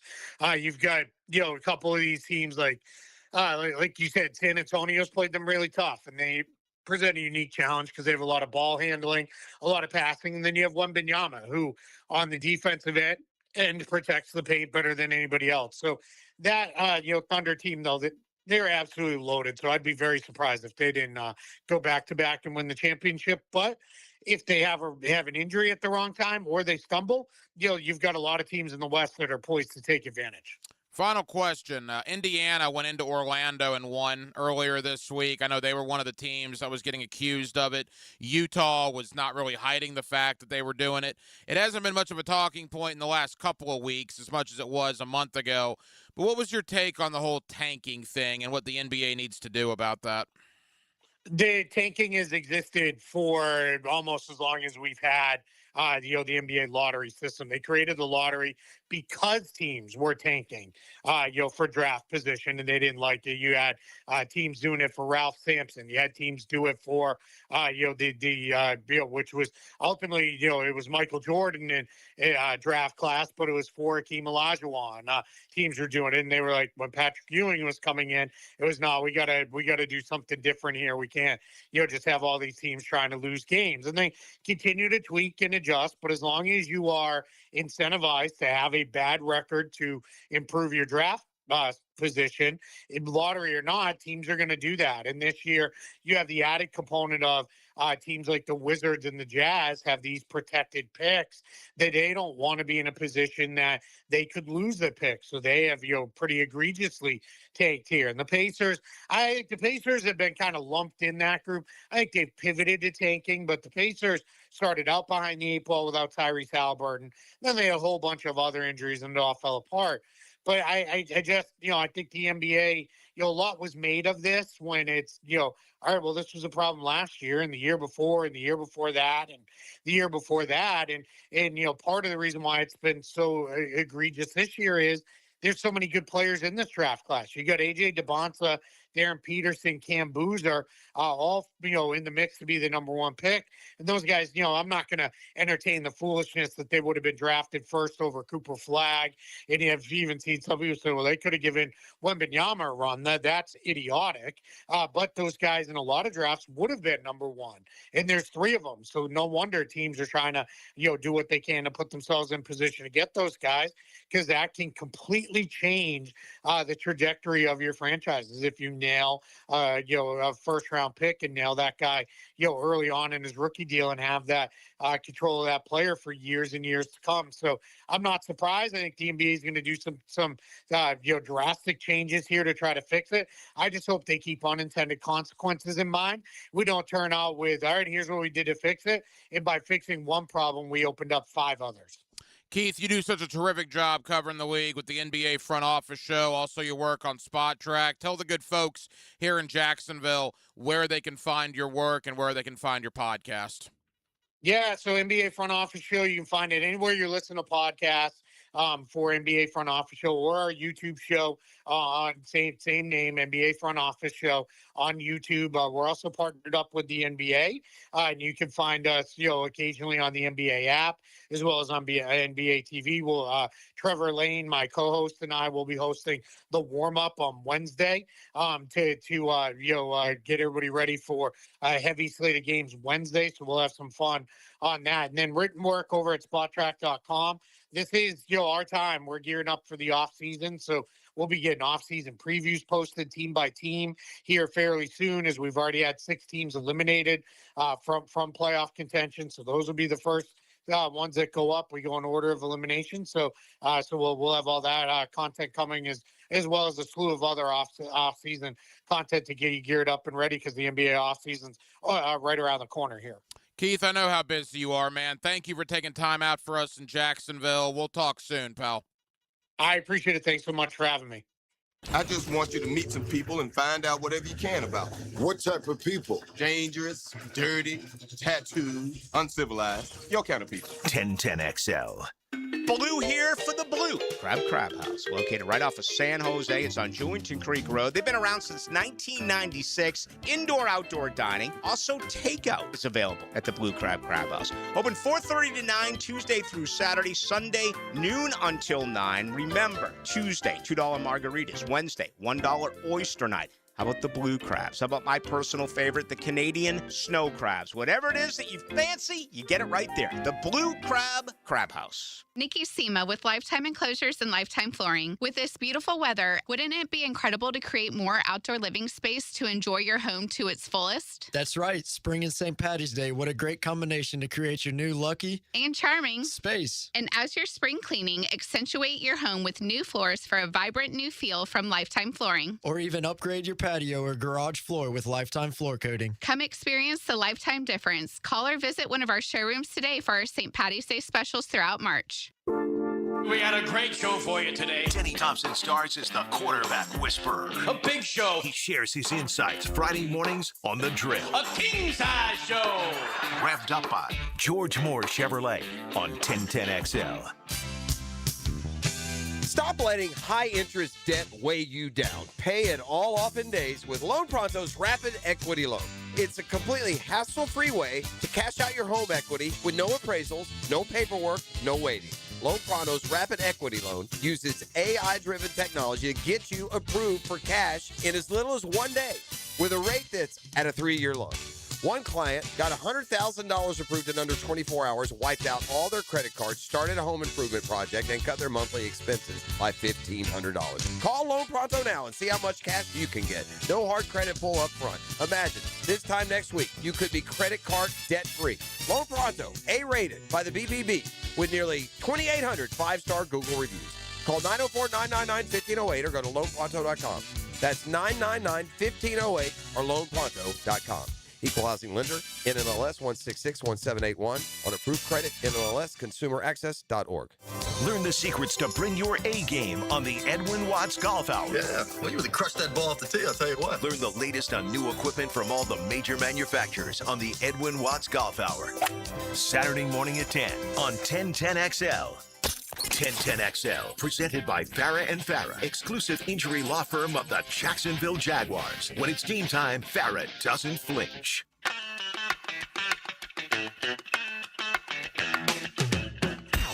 Hacker After Dark on 1010XL. Opening night, Major League Baseball, top of the fourth, Yankees and the Giants. Yankees up 5-0, a 5 spot in the second inning.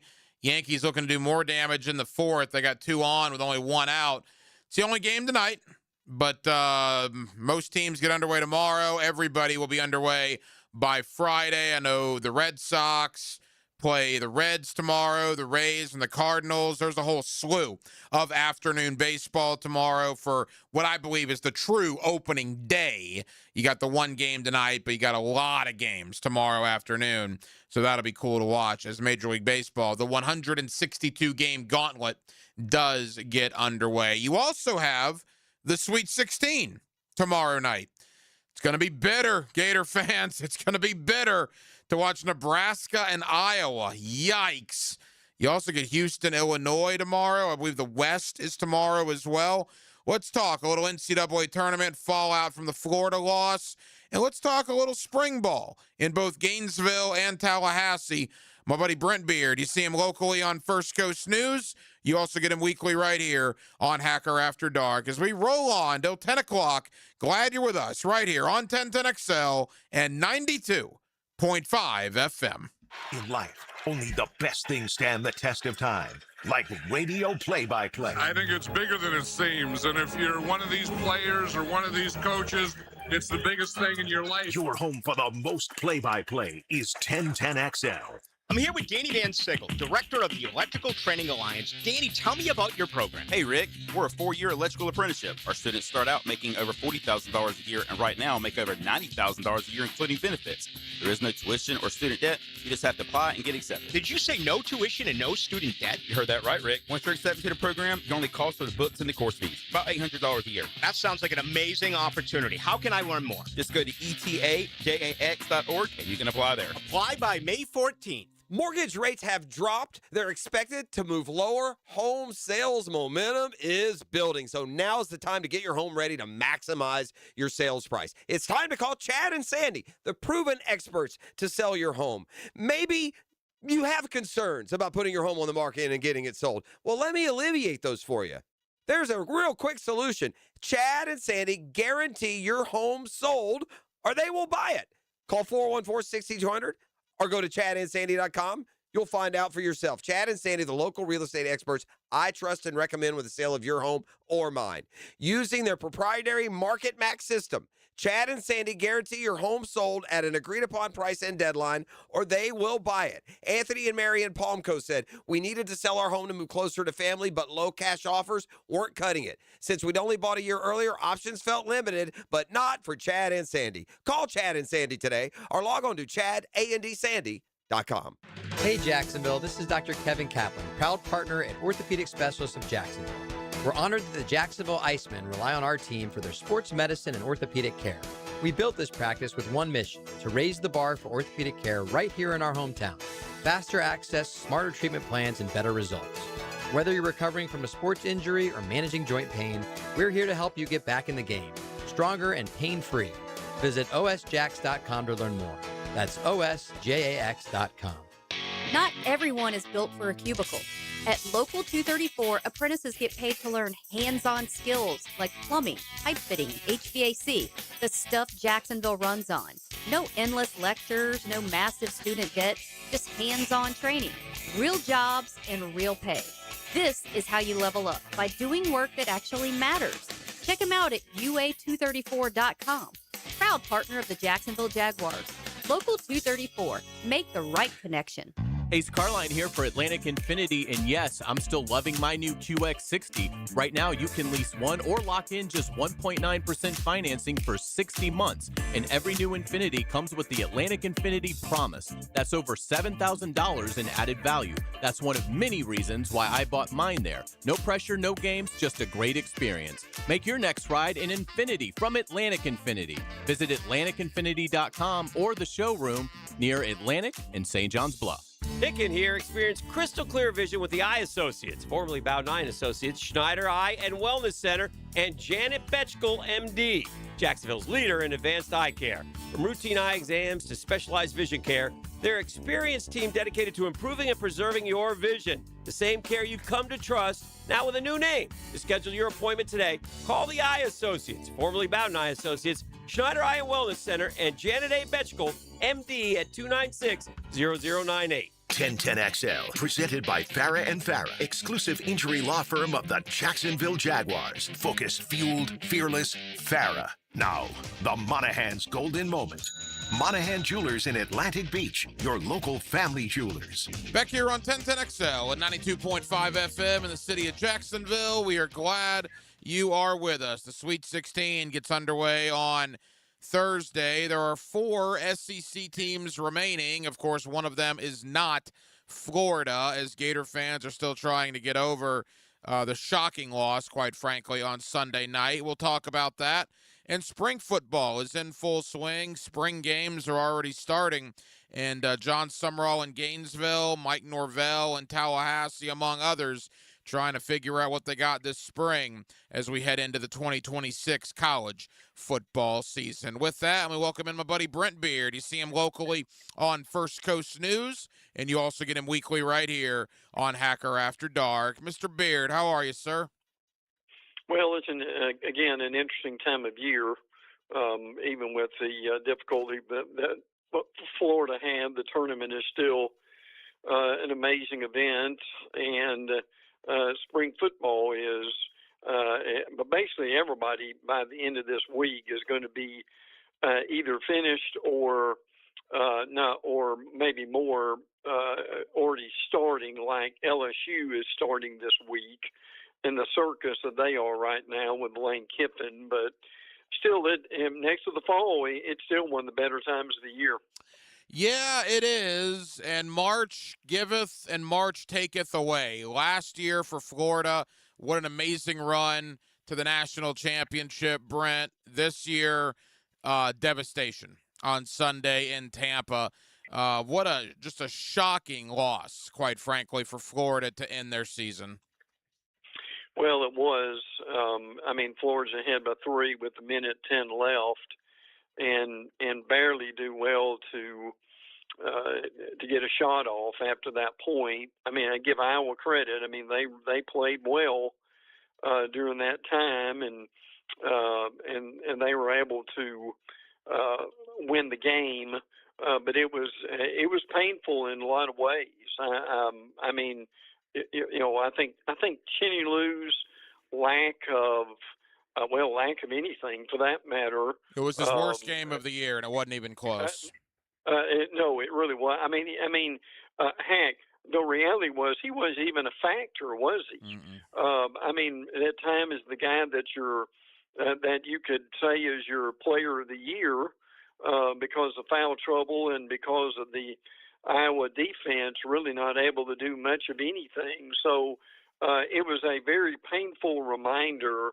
And look, there are plenty of teams who won the national championship and the following year basically won one game and then they were out. So, unfortunately for Florida, they learned a lot. They still had a tremendous team that I think if they could have won that game, that would have gone deep. But unfortunately, that's how it ended up, the Gators. It does appear to be the end of this era of Gator basketball. We'll talk about Thomas Houck, Condon, and Cheney-Lou in a moment in their futures. But if you look back on the last 2 years, Brent, I said this earlier this week. Look, Sunday night was brutal for Gator fans, but I would take 100 of those nights for a national championship. So because they won the title last year, I think when you take a deep breath in a couple of days, you'll look back very, very fondly on this 2-year run, and that national title will absolutely offset what happened on Sunday. Well, there's no doubt about that. There were some things that happened. We mentioned the last minute and 10 seconds. Florida had 4 possessions and got 1 point. Iowa shot over 70% on their twos. They had a bust on the last play where Iowa drains the 3. And still, for Florida to get up the court with 4 seconds and unfortunately not even try to get a shot off, I thought that was a mistake. I know everybody's looking over it, but look, you're right. Still, for what this coaching staff has done for Florida and where they are now, back to a national power, people will be excited sooner than later about this team and really where that they're going. I understand the disappointment right now and how difficult that is. But unfortunately, that's part of the lure of the tournament because, frankly, this is one of the few things you and I cover that you really don't know what's going to happen one day to the next, do we? You don't. You see Brent Beard on First Coast News. You also get him weekly right here on Hacker After Dark. Brent, final thought on Gator basketball as far as the future, and it's going to be interesting. Look, Thomas Houck is a projected middle first-round guy. I've seen him anywhere from, as high as 12 or 13 down to like 20 or 21. And if that's the case, he should probably go to the league. Condon and Cheney-Lou, I think, are a little more complicated. Both guys are projected second-round picks. And in the land of NIL, you can probably make more in college than you can as a second-round pick in the NBA. Now, a couple of questions there. Number one, are they just tired of school? And do they want to go to the league? Does Condon want to be in Gainesville without his best buddy in Thomas Houck? That would be certainly a change for Condon. Cheney-Lou, and maybe you could lump Condon into this as well, but Chinyalu certainly, if Condon leaves and if Houck leaves, if I'm Ruben Chinyalu, do I want to come back to Florida and what would be looked at as maybe a little bit of a rebuild, or do I want to pull a Denzel Aberdeen and stay in college but maybe go to the highest bidder in NIL? So there's a lot of really interesting facets to this that are going to have to be figured out over the coming weeks. Well, the reality is now with the money that these guys are getting, it really helps them to come back. And look, they're going to. I mean, you get money, and you're a starter. You go to the league, and you're not going to be a starter likely. I mean, you get to play a little bit. You'll certainly get paid.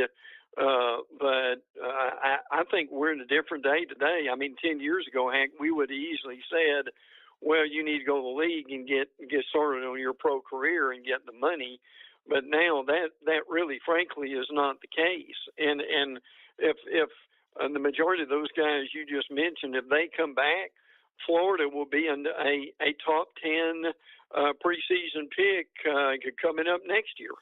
And even Micah Hanlogden is going to petition the NCAA to get that year of eligibility back. Will they grant him that? Who knows? But that work has already started. We'll see about Boogie Flan.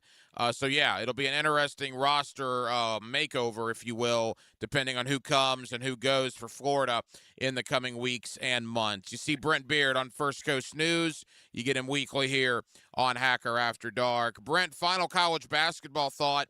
There are 4 SEC teams that made the Sweet 16. Not bad for a down year, right? We heard it was a down year in the conference, yet Arkansas, Alabama, Tennessee, and Texas still remain. The problem is all 4 of those teams are big underdogs in their Sweet 16 matchups. Yeah, and if they can get one, or let's dream a minute, 2, to the round of 8, that would be sensational. But it's really hard for Texas to beat Purdue. People still may not understand that Texas basically won 3 games in a week. I know teams play 2, but playing a third is amazing. Arkansas and Arizona. I mean, Arkansas and what Cal has done there. Especially when you think about where Kentucky has been, he has done a tremendous job. Bama's looked very good despite their troubles with different players this year. I don't think they will beat Michigan, but they certainly have looked good so far. In Tennessee and Iowa State, it was going to be the late game Friday. The good thing, if you're an SEC fan, you've got Bama and Tennessee playing Friday, and you've got Texas and Arkansas playing Thursday. So I'm with you. If they can get one to go past this round, I think that would mean something. But to get 4 in the Sweet 16 is one thing. And frankly, probably should have had Vanderbilt in there. Heck, how many times have you seen the ball go in? As you remember, they were making the shot beyond half court. The ball hits the backboard. And frankly, at one point, Hank, if you remember the replay, the ball, I hope people can get this, the ball was more in the net than it was out the net, and then it pops out. So that would have been the drama of high order if that goes in, would it not? It would have been one of the greatest shots in the history of the NCAA tournament. It would have been played on reels forever. Yeah, the SEC got 4 into the Sweet 16. They were a whisker away from getting 6 into the Sweet 16 with Vanderbilt and with Florida. Brent, in the time we have left, let's talk a little spring football. Give us some news and notes down in Gainesville. They've been at it for a while, and in fact, we're just a few weeks away from the spring game for the Gators. Yeah, and we forget about that, frankly, that's going on. There's still a lot of speculation on the quarterbacks. They're not going to name a quarterback, I don't think, during the spring. Aaron Philo, who was at Georgia Tech, and really did a pretty nice job at Tech. Remember, they had not 1 but 2 quarterbacks at Tech over the last few years, and that's going well. Tramel Jones, who is from Jacksonville, I mean, they're going at it. as we said, nothing has been decided at this point.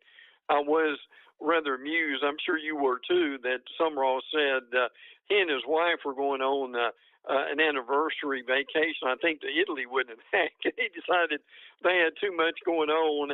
I can tell you that they'll make it there sometime this year, hopefully. Well, what I loved about Summerall is he didn't exactly use that language that we had too much going on. He said he had too much bleep to do, and I just got a kick out of that. Yeah. He was pretty descriptive about that. Yes, but I will say this. I mean, I'm hearing probably a lot of what you're hearing. And look, I know there's only so much you can do in 15 days of practice, but they have looked good from what we understand. I think there's a different mindset in that, okay, we've got a new coach. Yeah, he was at Tulane, but this is really good leadership. We're learning. We think we can really do something here. I just think the mindset is different now.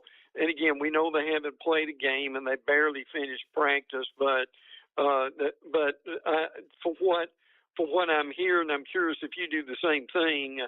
I think they're pretty excited about where this group could be in a year, 2 or 3 years. No, I completely agree, and that's exactly what I've heard. And we got to go quick here because I want to end with Florida State. But a real quick thought to wrap up here on the Gators. Well, they seem to be involved with a lot of high-profile recruits. Now, are they going to get them? I don't know. But, Brent, to me, they seem to be more involved with 4 and 5 stars than they have been in quite some time. Well, see, that's important, even though you don't get the guys in your first year, just to be able to create that kind of excitement and have that interest. That means your facilities are good, your coaches are good, the money situation is working out. It sounds very promising for Florida.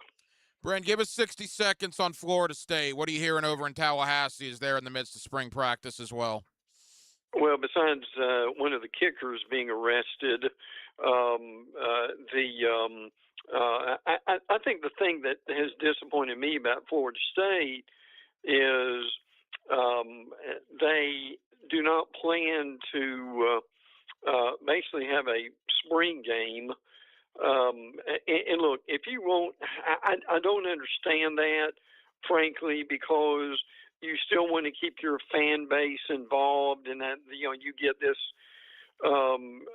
rhetoric about we can use that time to have a practice and people not see it, and that we get more done. I really don't buy that.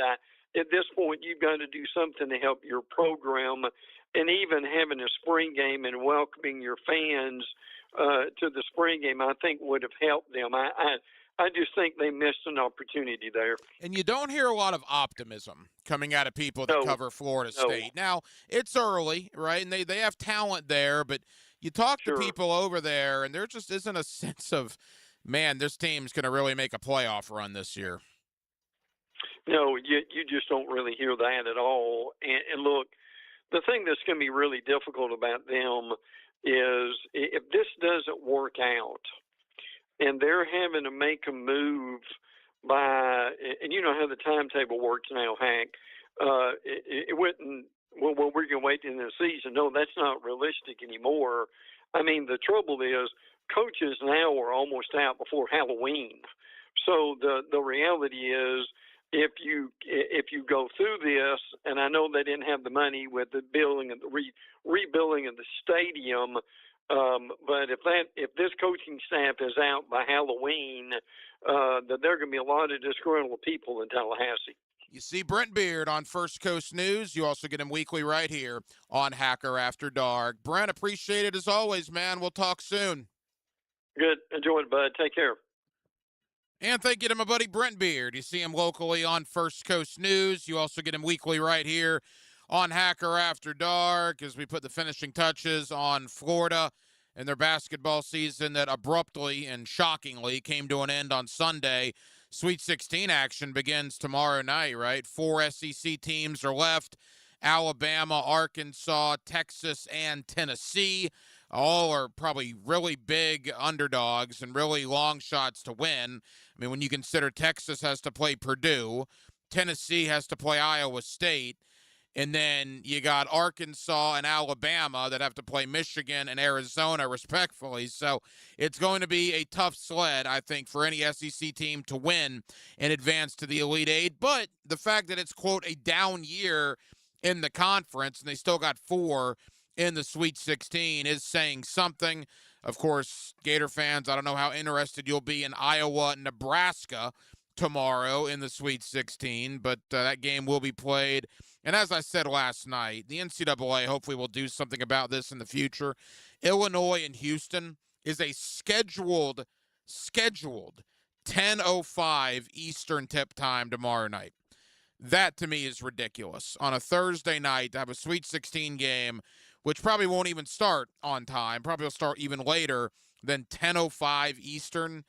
That's nonsense. They got to figure out something. They got to do something about that. Hopefully they will. But that, to me, is maybe I'm getting old. Maybe that's where it is. But I just think that's pretty ridiculous. But we did spend some time on that.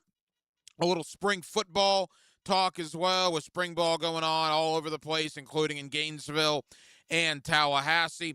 Also spent some time on the NBA. The NBA playoffs are just a couple of weeks away. Most teams have about 10 regular season games to go. Boy, both Orlando and Miami are just not very good right now. You want to talk about limping into the postseason, what's probably going to be very short postseasons for both the Magic and the Heat. But we spent some time on that. And as you can imagine, there won't be a show that goes by where we don't spend some time on the Jaguars and the NFL draft. Well inside of a month now till the NFL draft, April 23rd, 24th, and 25th up there in Pittsburgh. Well, that will just about do it, man. Very, very busy Wednesday night edition of Hacker After Dark. We certainly appreciate you guys hanging out with us here on 1010XL and on 92.5 FM, and we have a ton of people to thank. Again, my buddy Brent Beard, you see him locally on First Coast News. You also get him weekly right here on Hacker After Dark. Thank you to Keith Smith, who is one of the hosts of the NBA Front Office show. You can also catch his work over there at Spot Track, one of our favorites to talk NBA with, and we certainly appreciate Keith taking time out for us tonight. And then back in hour number 1, Eric Edholm, NFL.com. Eric's covered the NFL draft for years, and we certainly appreciate him talking Jaguars draft outlook with us tonight here on Hacker After Dark. Now, we will be back tomorrow night on a Thursday, and we will do it all over again beginning at 8 o'clock, and we do hope that you join us then. Aaron Williams was your producer tonight. Aaron, great job as always. I'm the Hacker Ryan Green. And again, Jacksonville, thank you for spending part of your Wednesday evening with us right here on Hacker After Dark, on 1010XL, and on 92.5 FM.